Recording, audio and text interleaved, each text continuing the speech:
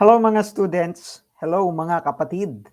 Sa video lecture na ito, ituturo ko sa inyo or ipapaliwanag, pag-uusapan natin ang mga katangian sa pagpe-present ng financial statements or the general features for the presentation of the financial statements. Actually po, ang iba sa mga concepts na may introduce sa inyo dito ay hindi na bago. Pagbabalikan po ninyo yung basic accounting, pag pinag-uusapan yung mga qualitative characteristics of accounting information, at saka yung mga basic concepts on accounting, ma-encounter na po ninyo ito.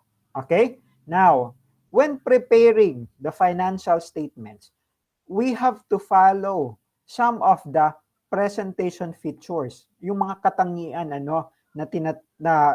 sa Tagalog pag sinabi nating features, ito yung mga katangian. So the general features. Makikita po ninyo, per IAS1 or PAS 1. Kasi pag yung PAS 1 naman kasi or the Philippine Accounting Standard pala, without any reference to a specific numbering, So PAS is an adoption of the International Accounting Standards. So IAS or PAS, parehas lamang po.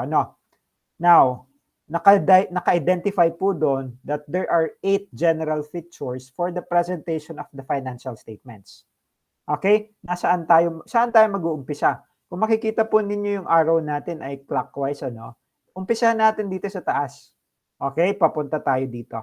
Now, part 1 lamang po ito, in the interest of time, para medyo mas maiksi at hindi ito ganun kahaba, hatiin na lang natin ito. The first 4, which is the fair presentation and compliance with IFRS, the going concern, accrual basis of accounting, and then materiality and aggregation, yan yung uupuan natin sa ngayon.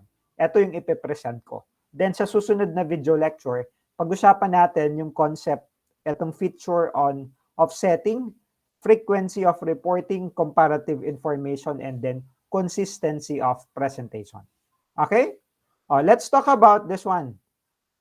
Hindi ko lang nalagyan pala ng emphasis, But we are talking about this one on the top, the fair presentation and compliance with IFRS or PFRS. Okay? Financial statements shall present fairly. Paano ba natin masasabi na yung presentation ay fair?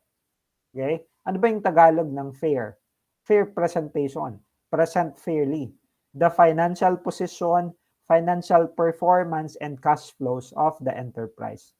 Okay? Remember that your basic financial statements comprise of your balance sheet, which is the financial position, your income statement, which is your financial performance, at yung galaw ng pera mo, which is the statement of cash flow. So dapat daw presented fairly yan. And when we are talking about fair presentation, magiging fair yung presentation nito if we are following the fundamental qualitative characteristics and the enhancing characteristics of accounting information. So because we are following that as per our conceptual framework. Now, pag sinabi nating fair presentation, makikita ninyo dito, it requires faithful representation. And this is an characteristic, di ba? Qualitative characteristic of accounting information. Kaya nga sinasabi ko sa inyo, pag present yung mga fundamental qualities, yung mga enhancing characteristics na yan, we can say that the financial statements are presented fairly.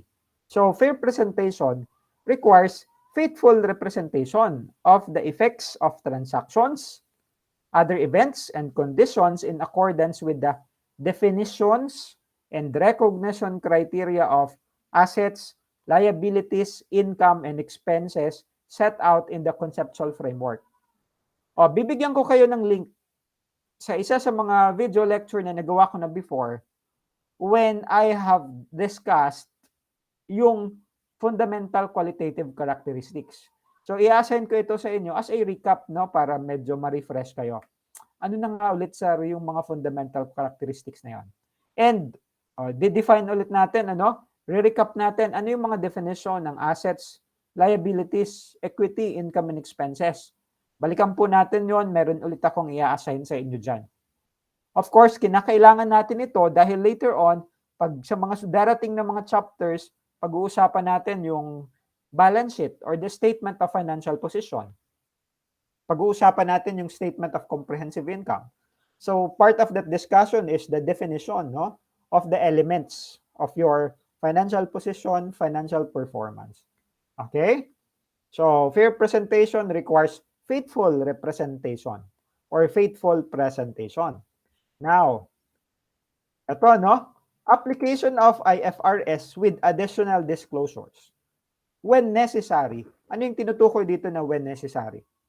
Pag in-apply natin yung IFRS or the International Financial Reporting Standards at meron tayong mga additional disclosures, kinakailangan po ito, okay, is presumed to result in financial statements that achieve a fair presentation. Alam naman po natin na meron tayong mga basic financial statements. But we have to provide disclosures and additional disclosures when necessary. So, pag-uusapan natin, matututunan po natin dito kung ano ba yung mga required disclosures at kung ano pa man yung mga additional disclosures na kinakailangan para makapag-provide tayo ng fair presentation. Pag sinabi nating presentation kasi, di ba? O, halimbawa, pag may group reporting kayo sa school, you are presenting, no? So, the presentation should be fair para understandable ito, no? Naiintindihan, malinaw para doon sa mga gumagamit ng financial statements. Okay? Fair presentation requires an entity to una, pangalawa, pangatlo. Magkakasama na sila. First, select accounting policies based on IAS or PAS 8, observing the hierarchy and formulating accounting policies. Now, I want you to check what is PAS 8 or what is IAS 8, no? Ano yung hierarchy in formulating accounting policies? If you can do so, if you may do so, I invite you, to comment down below para at least, makita ko. Ito, hindi naman ito requirement, Tignan lang natin, optional lang, If you want, you can volunteer to comment down below, para ma-identify ninyo ano yung nilalaman nitong PAS 8 at ano itong tinutukoy na hierarchy in formulating accounting policies. Letter B, present information including accounting policies in a manner that provides relevant, remember your relevance, reliable, maasahan, comparable, remember your comparability, understandable, understandability. So fundamental and qualitative, fundamental and enhancing characteristics nga naman talaga, Last, provide additional disclosures. When compliance with the specific requirements of the IFRS is insufficient to enable the users to understand. Okay? Kinakailangan daw natin na mag-provide ng mga additional disclosures kung yung mga specific requirements ng IFRS ay hindi sapat para maintindihan ng mga gumagamit ng FS. Yung FS. Okay? To understand the impact of a particular transaction, other event, or condition on the entity's financial position and performance. Remember that your balance sheet or the statement of financial position, the statement of your financial performance are only summary amounts. Kaya tayo merong mga disclosures because it is where it is disaggregated. Doon siya nakalagay ano yung mga detalye at ano yung mga narratives. Kasi remember, these are quantitative information. Qualitative information are presented in the disclosures. Yung tinatawag natin na notes to the financial statements. So doon natin makikita lahat ng mga narratives. Okay? Kasi summary balances yung face of our financial statements. Now, PFRS or the Philippine Financial Reporting Standards. These are standards and interpretations na inadapt ni FRSC or the Financial Reporting Standards Council. At ito po ay binubuo ng mga sumusunod. Una, syempre yung PFRS mismo, the Philippine Financial Reporting Standards. Okay? Based po ito sa IFRS. Kaya nga, pinalitan lang natin yung I, ginawa nating P, at inadapt natin sa Philippine setting. Okay? And they are originally promulgated by the International Accounting Standards Board or the IASB. Okay? Ang mga standards natin dito sa Pilipinas ay mga adoption ng international standards, no? Kasi, well, it is rare na magkaroon tayo ng mga unique standards on our own because usually we are simply following what's in the international community. Okay, that is why in terms of the PFRS, adapted po ito sa IFRS. Yung ating pangalawa, yung Philippine Accounting Standards, adapted naman po ito sa IAS, which is your International Accounting Standards. So you see, yung international, ni-replace natin ng Philippines, although before we adopt this, there are considerations, no?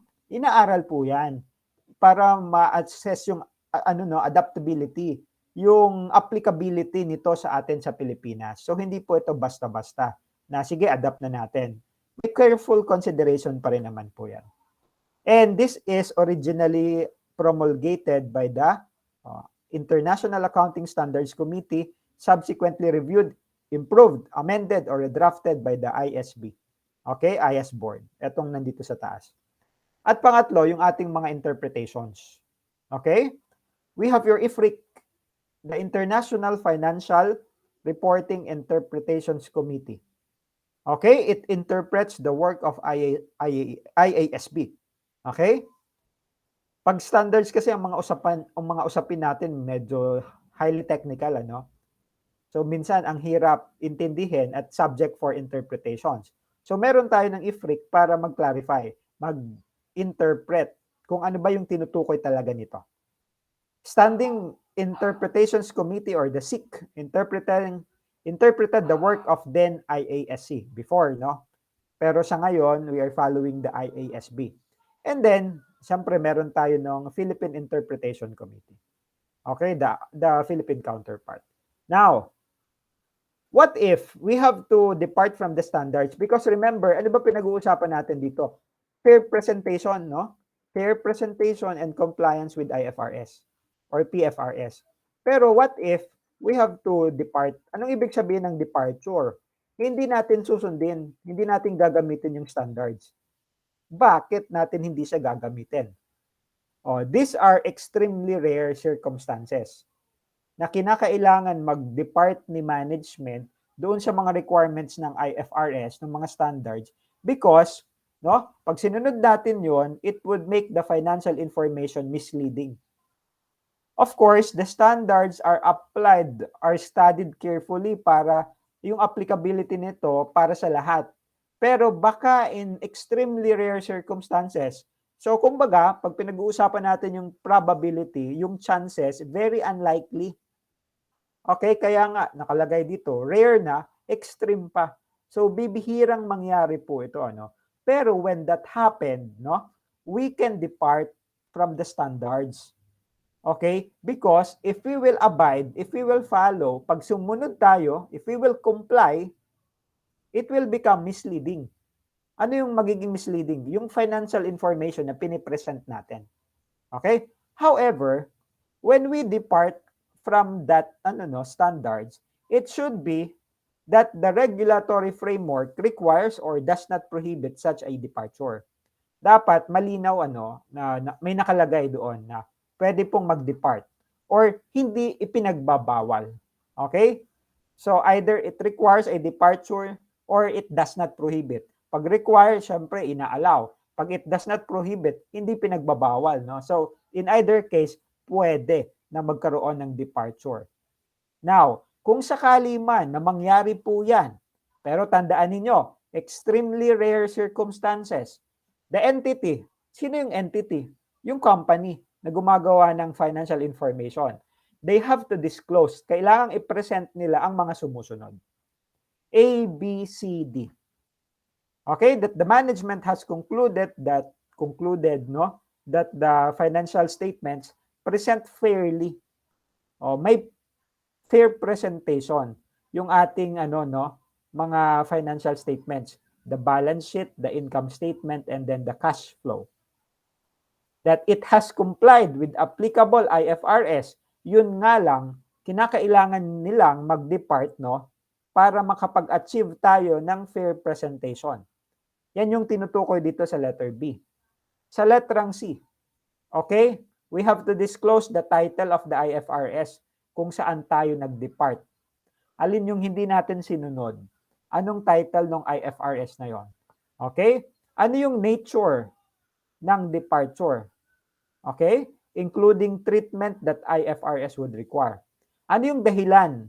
Okay? Bakit kapag in-apply natin yon, yung standard na yon, magiging misleading? Okay? And that it would conflict with the objective in the conceptual framework.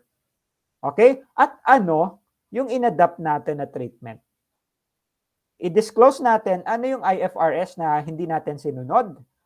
Ano yung nature ng departure? Bakit tayo nag-depart? No? At ano yung inadapt? Yun yung tinutukoy nitong letter C. Okay? At sa letter D, ano yung impact financially? Kasi we are talking about money here, balances, figures. So ano yung financial impact ng departure on each item that have been reported in complying with the requirements? Okay? For each period presented. Ano yung financial implication? So please take note of that.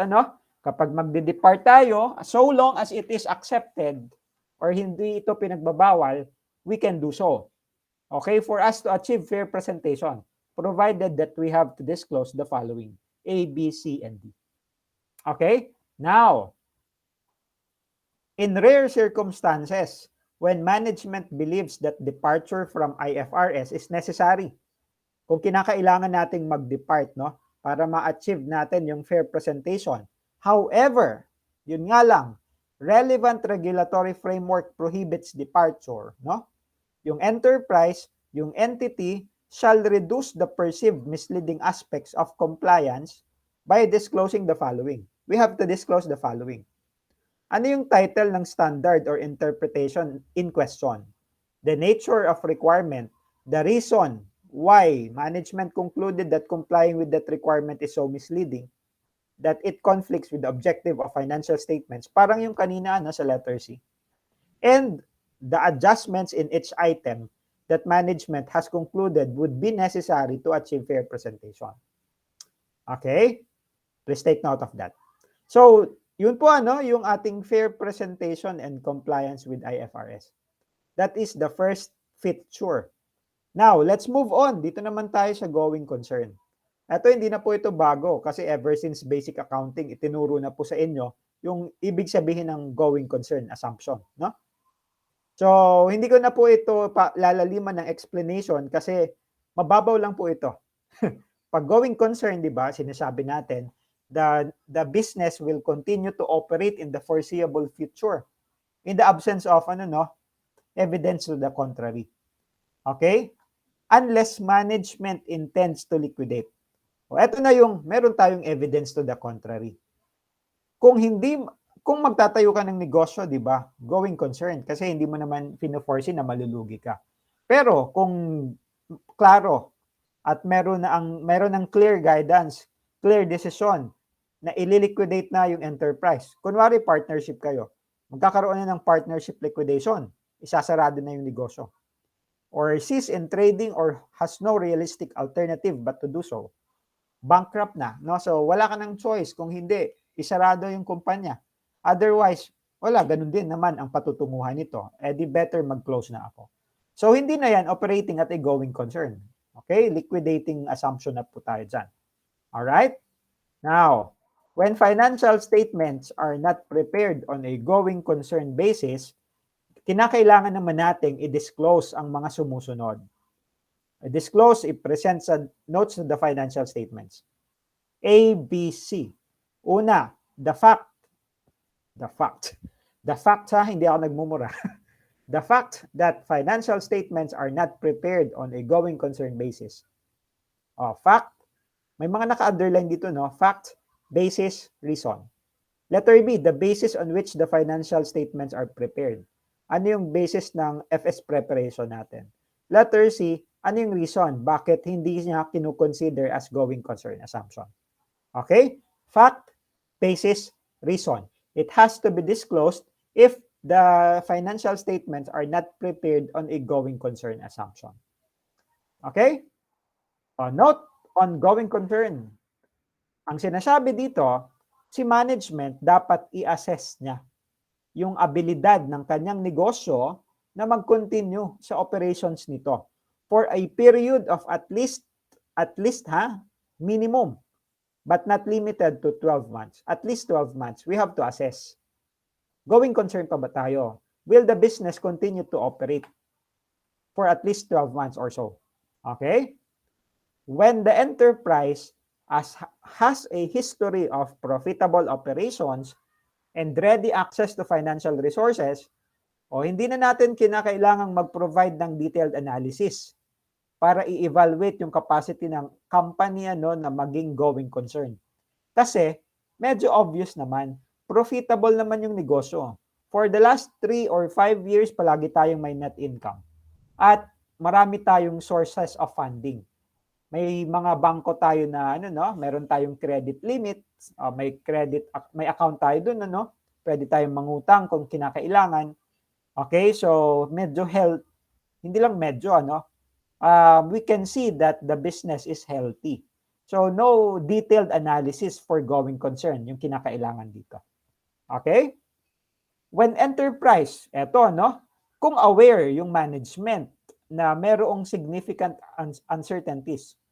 Pag sinabi nating significance, medyo importante po ito, At uncertainties, so may mga hindi talaga natin ma-assess talaga. Uncertainties, may mga pwedeng mangyari na hindi na natin kontrolado. That may cast doubt upon the entity's ability to continue as a going concern.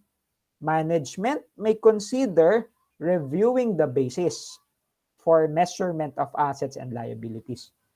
Okay, malalaman din po ninyo, ito as we go along, what is the effect sa ating mga balanse kapag hindi na tayo operating at a going concern.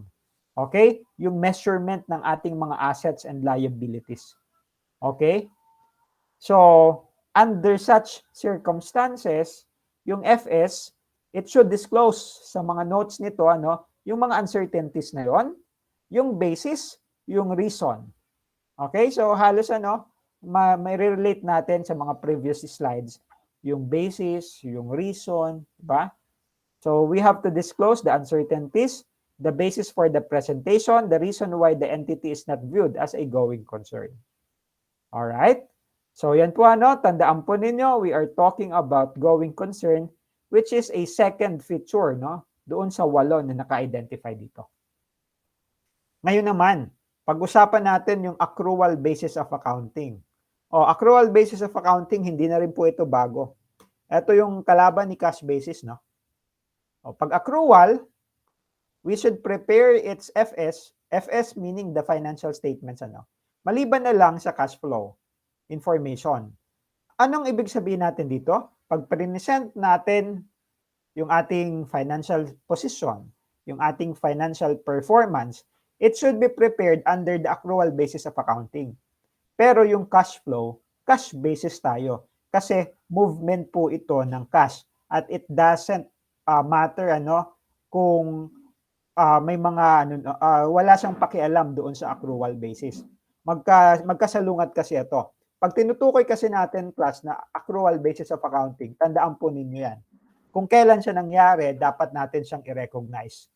Okay? Yung mga transactions at mga events, Hindi kung kailan may dumating na pera or may lumabas na pera sa company. Kung kailan siya nangyari. No, we are not only talking about expenses, but we are also talking about revenues or income. Transactions are recorded and reported in the financial statements of the period to which they relate. Kaya nga tayo may mga cut-off. Remember your periodicity concept. We divide the timeline into measurable periods, para yung mga transactions na nangyari within that period, it should be covered on that period. At hindi dapat tumatawid.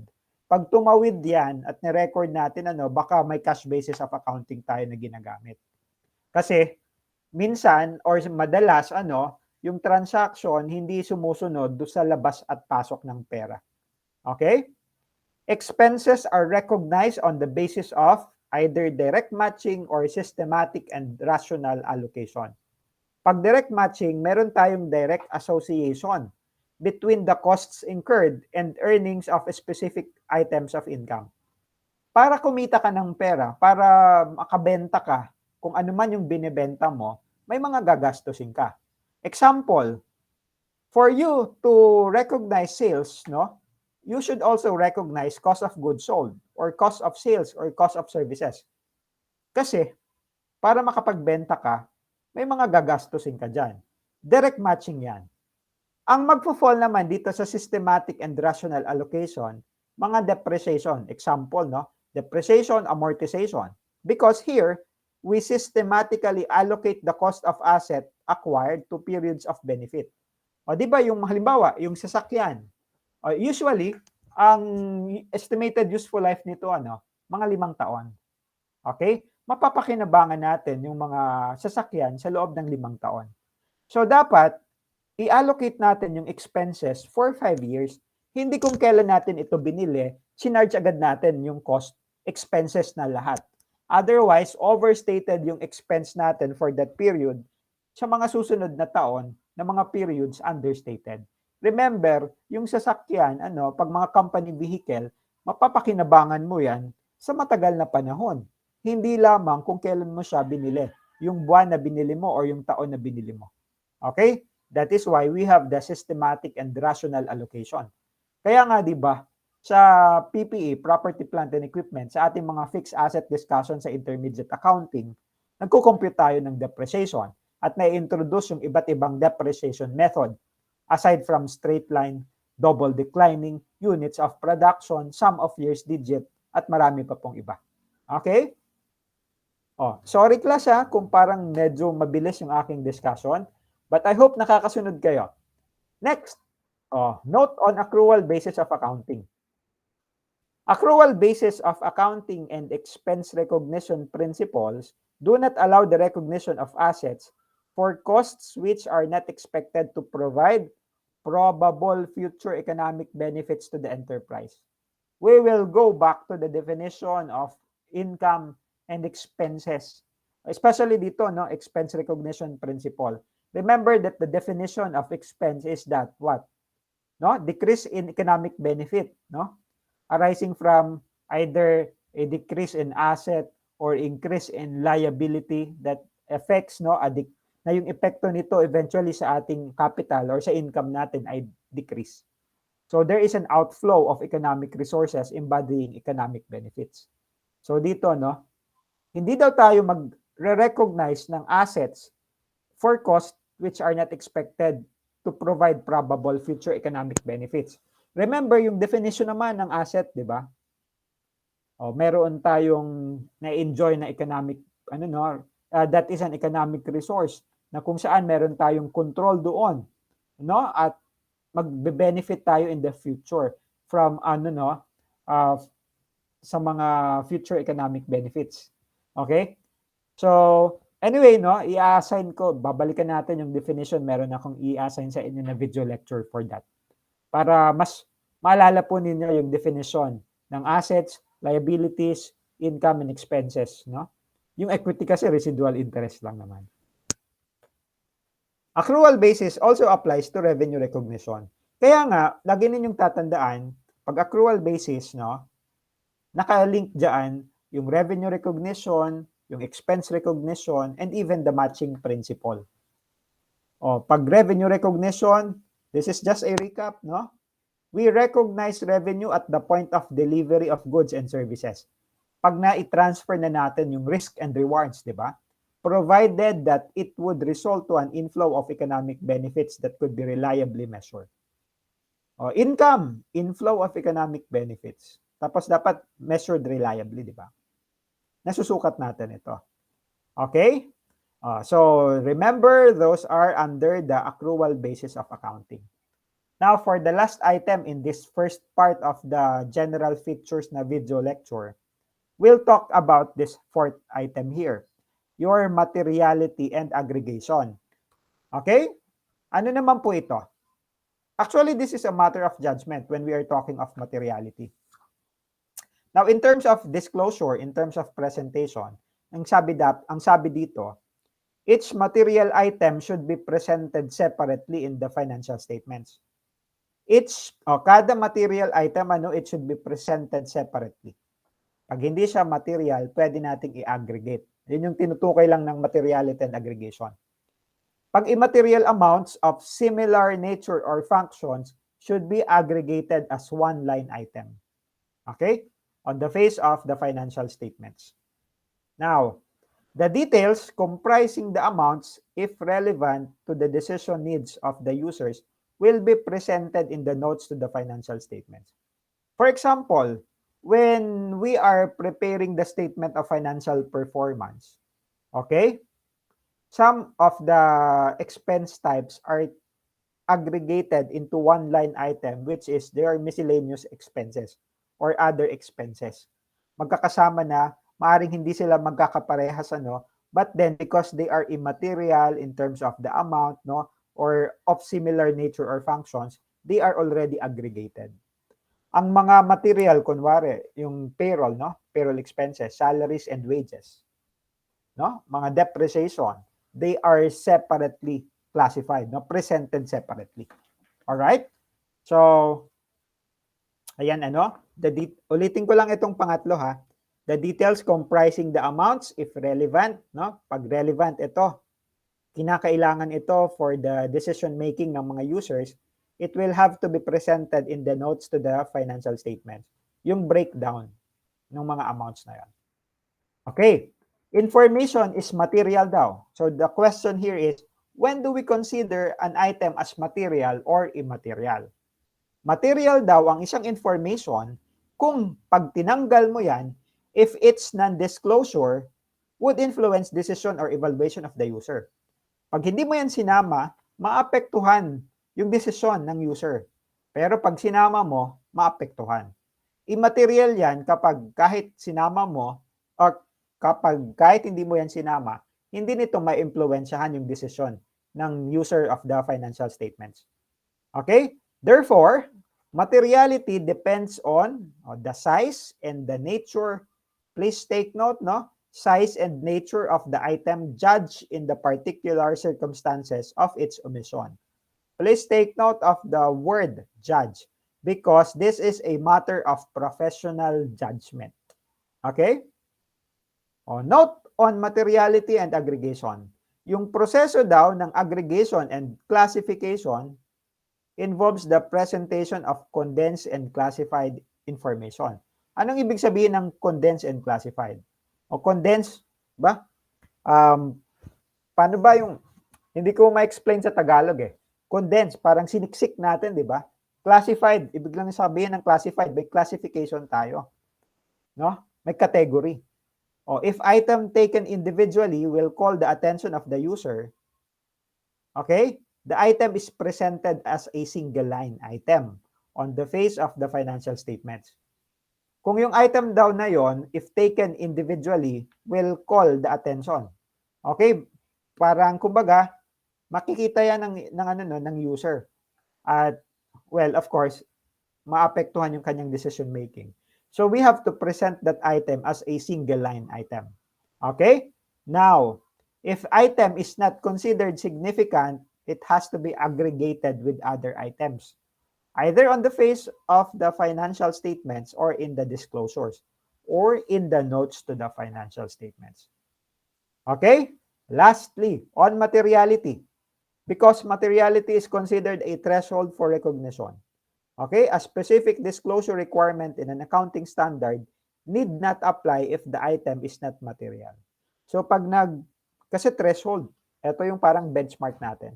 Pag na-meet mo yung threshold na yun for recognition, okay, there are specific disclosure requirements. Pero kung hindi mo man naabot yung materiality level na yon, yung threshold na yon, sabi dito, need not apply yung specific disclosure requirement kung immaterial naman siya.